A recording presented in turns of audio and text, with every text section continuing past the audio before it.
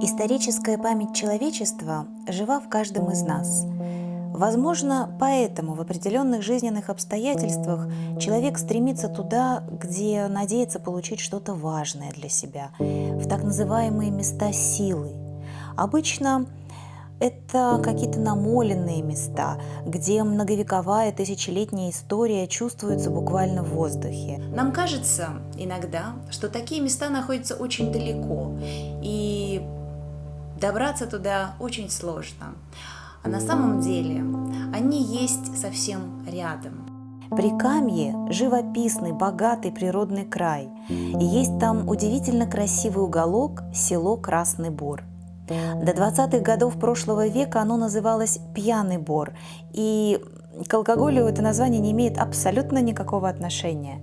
Более того, история этого места начинается еще до нашей эры. В 1880 году археологи открыли здесь ряд селищ и кладбищ древних людей. Эти находки дали название общности людей, жившей здесь в первом-третьем веках до нашей эры – пьяноборская культура. Затем этими землями владели болгары-татары.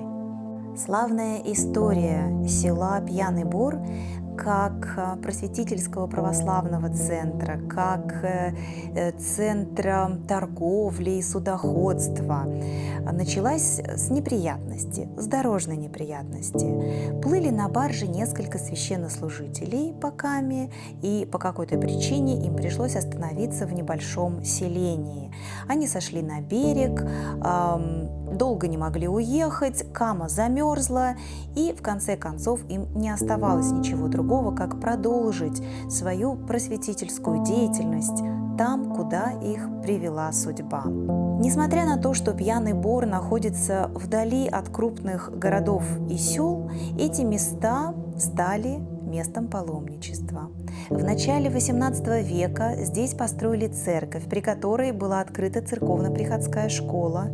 Там готовили преподавателей и лекарей. В конце века церковь сгорела, затем был возведен каменный храм Покровская церковь. И это была самая внушительная церковь на всю округу. В ней продолжилась просветительская и педагогическая деятельность. Рядом с храмом было кладбище, где еще со времен первого храма хоронили священнослужителей и знатных граждан Пьяного Бора – купцов, меценатов, учителей, лекарей. С 1843 года в селе Пьяный Бор ежегодно организовывались торговые ярмарки и действовали постоянные базары. Паломники отовсюду приходили в Пьяный Бор за исцелением. На протяжении 250 лет здесь было настоящее место силы, место паломничества. Еще здесь была чудотворная икона Тихона Мафунского. Именно к ней и шли страждущие со всей округи. Еще здесь были образованные лекари и такой вот ритуал, после которого по преданиям больные излечивались. По рассказам, страждущие 3 раза обходили территорию храма и кладбища, молились, после чего болезнь отступала. Церковь работала до 30-х годов XX века. Затем большевики снесли купол и колокольню, сделали в здании клуб, а в 60-е бульдозер снес все надгробные камни. По слухам, там было от 60 до 100 могил. Храм постепенно обветшал, был затоплен водами Нижнекамского водохранилища и полностью разрушен в 1982 году.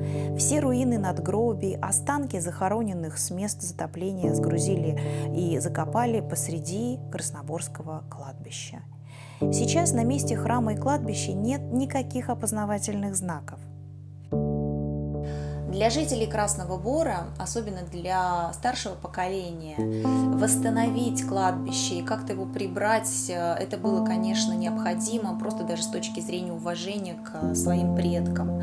Штаб татар Москвы давно дружит с Агрызским районом, и вот совместно с руководством Агрызского района и с помощью найденных средств штаб татар услышал просьбы жителей Красного Бора, нашел ресурсы, возможности прибраться на кладбище, сделать ограду И в прошлом году там уже был установлен красивый православный крест.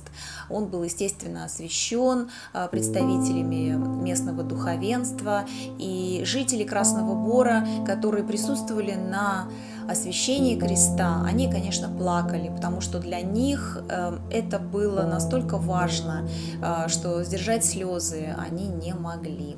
К сожалению, наш жест доброй воли, искренняя помощь преимущественно мусульманской организации православным жителям села вызвала шквал критики в адрес штаба татар Москвы.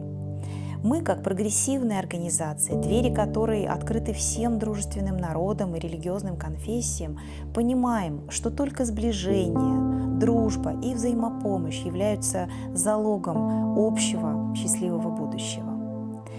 Татарстан является теплым домом для нескольких народов, исповедующих как ислам, так и православие, иудаизм и буддизм. В республике всегда с одинаковым уважением относились к культуре и традициям проживающих в ней народов.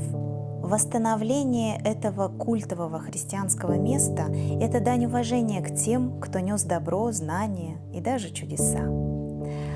История непрерывна, и в этом суть человеческой жизни – передавать опыт, знания, силу и мудрость следующим поколениям. Штаб татар Москвы ежегодно проводит несколько десятков благотворительных акций в нескольких районах Татарстана и в Москве.